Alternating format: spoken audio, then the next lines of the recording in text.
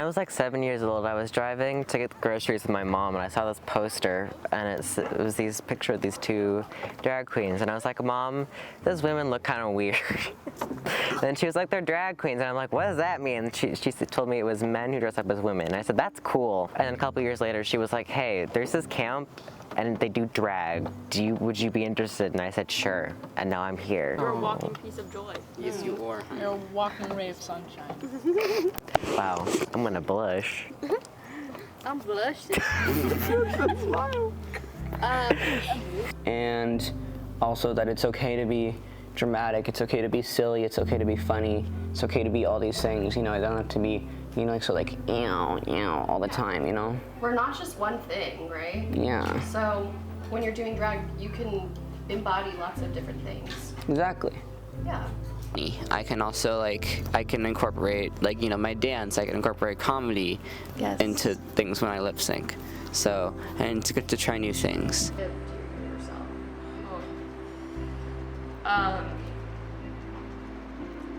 That's hard. I feel like there's a lot I want to say to her, but I love you.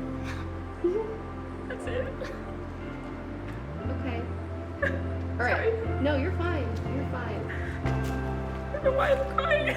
I learned that drag is something that's not just like RuPaul's Drag Race and like competitive or just like comedy. There's all kinds of drag. Well, I feel like I came to this camp like right after my parents dropped me off. I looked at the schedule. I was like, hey, they just put me in summer school. This is just summer school. But this camp has taught me more about myself than summer school or any type of school could ever teach me about myself. Like the experience to just go to a place with a bunch of people that might be or are kind of like you and just figure out stuff about yourself that you might have never figured out just through your daily life. Yeah. Drag is for everyone.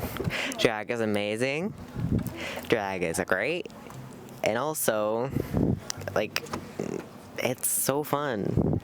If you're not having fun, you're not doing drag. Yeah. One more time. I'm Jason on Live TV. We had the pleasure of being able to work with Miss BenDeLaCreme from RuPaul's Drag Race, and it was a total delight. Let me tell you, she is a doll. She is one of the sweetest people I've ever met. She's an incredible person, an incredible mentor. She's really kind. She helps us all find our characters, help us all find our voice, and really just help us feel more comfortable in this world as queer youth, and you know, really help express ourselves. And having someone who is so successful from that world come to a camp and teach queer youth, I'm very grateful to have that opportunity.